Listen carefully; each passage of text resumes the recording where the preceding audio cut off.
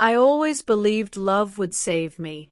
Not from danger, not from poverty or sadness, but from that quiet ache of not feeling enough.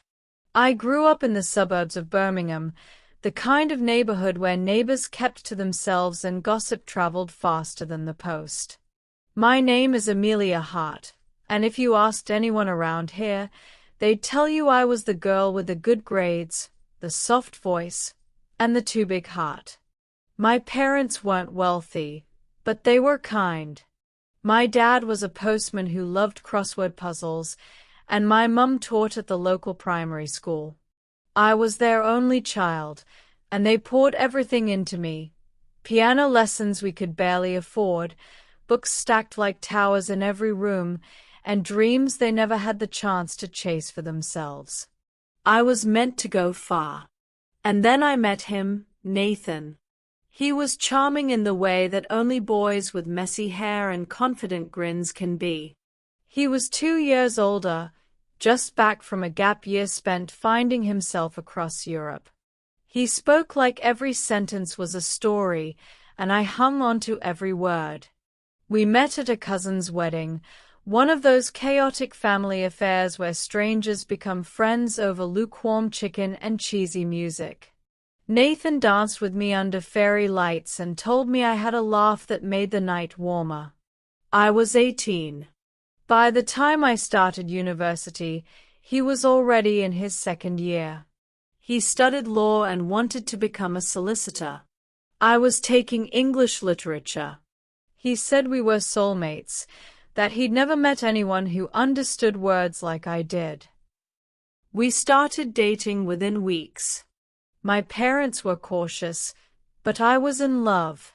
He made me feel seen. And for a girl who spent most of her life being invisible, that was enough. In the beginning, he was everything. He helped me move into my halls, walked me to lectures, and brought me coffee when I was tired. We'd stay up talking for hours about politics, art, our dreams. He said he wanted to marry me, after we both graduated, once we were settled. I believed him.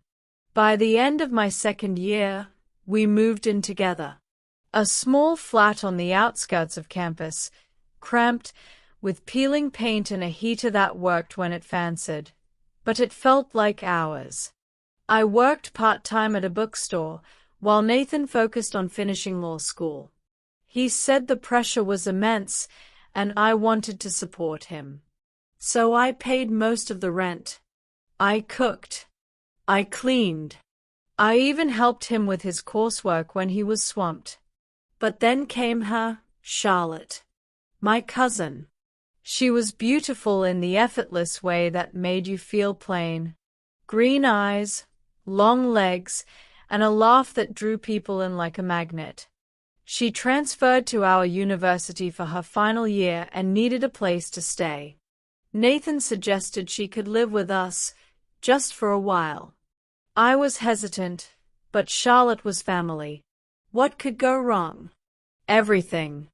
At first, it was subtle. The way he looked at her when she wasn't watching. The inside jokes they shared. The way their laughter filled the flat when I wasn't in the room. I told myself I was imagining it. Paranoia, perhaps. I was tired. Stressed. That's what I thought. Until the night I came home early. I found them in the kitchen. Too close. Too comfortable. Nothing happened, not physically, not that I could see, but the intimacy was there. The electricity. The kind that no one can fake. When I confronted Nathan, he laughed. Don't be ridiculous, Amelia. She's your cousin. He gaslit me so convincingly I started to doubt myself. Maybe I was overthinking. Maybe I was insecure. Maybe love required more trust. I carried on. 4 months. Until everything finally broke. It was a rainy evening in March. Nathan had left his laptop open, and something inside me told me to look. What I found shattered me. Messages. Hundreds of them. Between him and Charlotte. Flirty, suggestive, explicit. Some from months ago. He called her beautiful. He said she understood him in a way I never could. He told her he loved her. He loved her. My cousin. The worst part. The messages also revealed something else. He never loved me the way he said he did. He'd pursued me because I was reliable. Because I'd help him stay afloat financially. Because I wouldn't question his late nights or his mood swings. He used me to get through university. I paid for his bills, supported him emotionally, and gave him everything, while he gave his heart to someone else. When I confronted him again, he didn't even try to deny it. What do you want me to say, Amelia? You were convenient.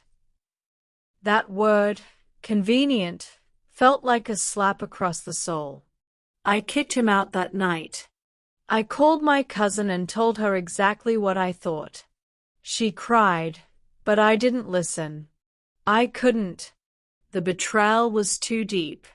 I spent the next week in bed, curtains drawn, heart split open like a raw wound. I didn't eat. I didn't sleep. I just existed.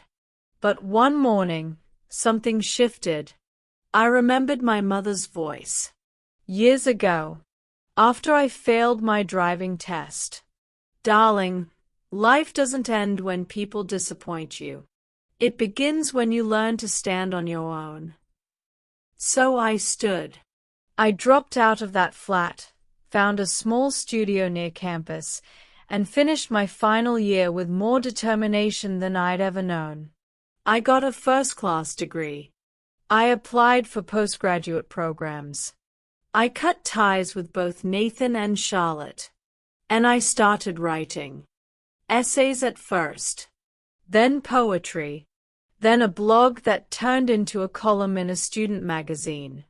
I wrote about betrayal. About grief. About rebuilding. Strangers messaged me, thanking me for putting their pain into words. My heartbreak had given others hope, and in return, they gave me strength. Years passed. I became a published author.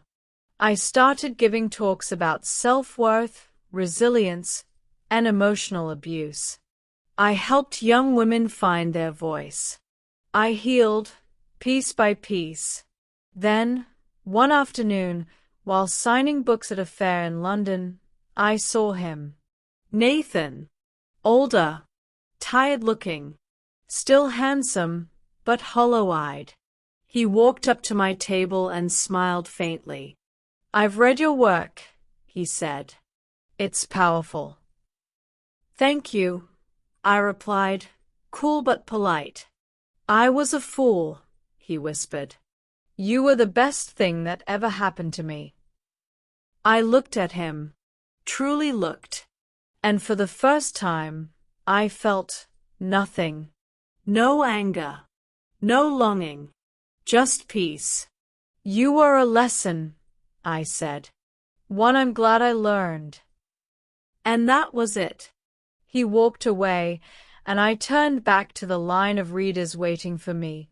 People who knew my story, who saw me not as someone broken, but as someone who rose from the ashes. Love didn't save me. I saved myself. If Amelia's journey moved you, don't forget to like, comment, and subscribe to the channel for more powerful stories of love, loss, and redemption.